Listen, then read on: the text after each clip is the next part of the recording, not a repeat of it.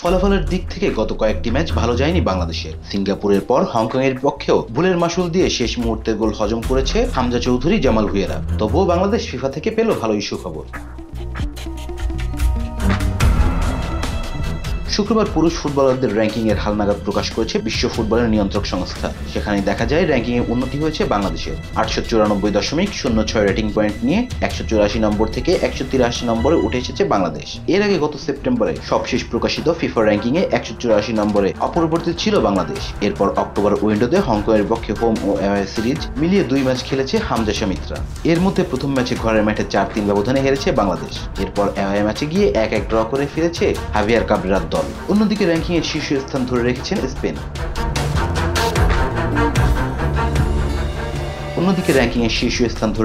Spain. এক ধাপ উন্নতি হয়েছে আর্জেন্টিনার। 2 নম্বরে উঠে গেছে তারা। এক ধাপ নিচে নেমে 3-এ আছে France.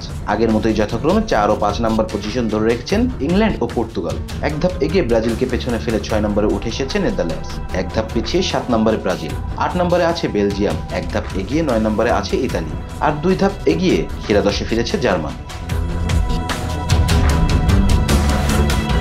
Rezan Islam, B sports. Please subscribe our channel to get more information about Cricket World.